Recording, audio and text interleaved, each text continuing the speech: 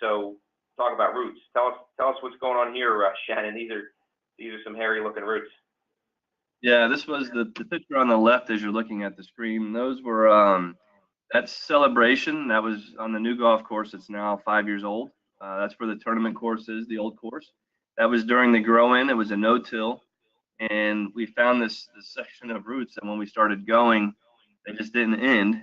They were in a pure sand area on number 9 on the right side of the fairway, and they ended up being 22 inches long. When you look at that picture's only 4 weeks old on the left. Wow. So that was the root mass that had grown in the length there. That was pretty impressive. And then the one on the right, that one is less than 2 weeks old. I think it was 11 days if I remember correctly. But what I was impressed with is this area actually got 2 applications of Holganix. Was the reason that we took the picture. It was with Ted Owen back in 5 years ago with Upstart at the time. And when we took it out and looked at it, and there was so much mass in the roots, and everywhere else around it had a lot of mass. But when we saw the double application where the Holganix went out because the sprayer overlapped, was the reason that we actually took the picture, just to show the comparison at the rate that we went out at. That was a double rate of Holganix in that picture. Oh, that's cool, Shannon. Thanks so much for sharing that stuff with us.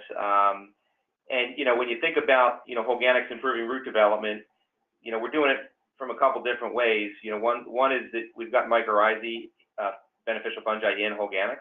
So mycorrhizae is a great way to promote the little white hairs that start to begin root development, and we get more and more of those with using that beneficial fungi, and so then that just compounds into thicker, healthier roots. And then on top of that, we've got plant growth promoting bacteria that specifically colonize in and around the roots and help promote better, deeper, thicker roots. And so, and any time you're doing in an establishment, whether it be planting a tree, a shrub, a flower, laying down sod, or plugging, or just trying to grow roots in general, using the Holganix products will help you get better rooting. And it's a great example of it. Thanks for sharing it, Shannon. Yeah, and something. Yeah, absolutely. All right, what we did too is prior to planting, before we actually planted the sprigs on the no-till, we were doing what we were calling charging the soils.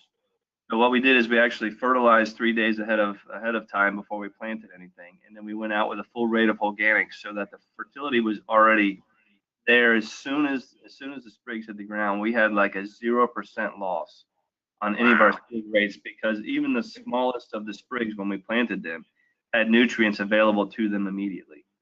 So we actually applied our Holganix on the growing prior to actually planting by 3 days.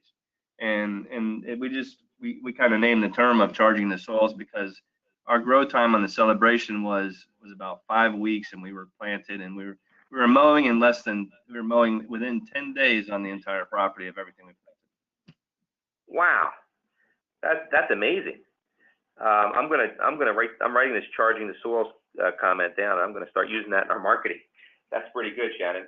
And Shannon, you've been talking about different turf types.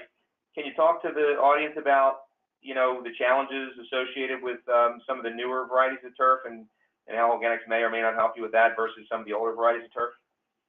Yeah, when we look at what's available to the plants, the old course is Celebration and Tiffical greens, past Palom teas, and at the new course we have Latitude 36 and Sunday Ultra Dwarf greens.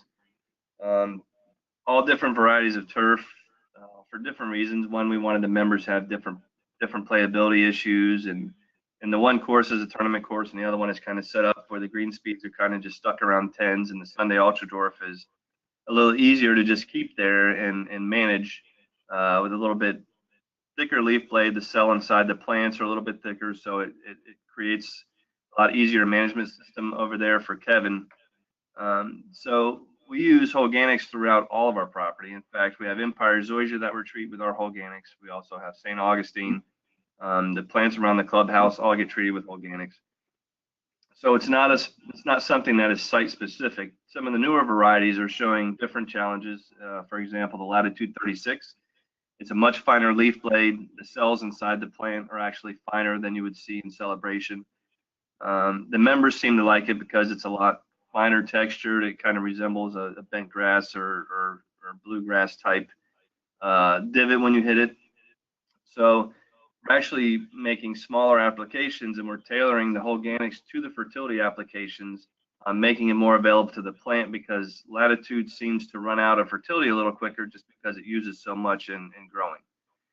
So there's not an area that you can't use Holganix in for, for home care and turf. If you're managing somebody's half-acre yard and you're fertilizing, and you can actually make a Holganix application, you'll be able to make more money by not making as many applications, by saving yourself by using the Holganix and using everything that's in the soil.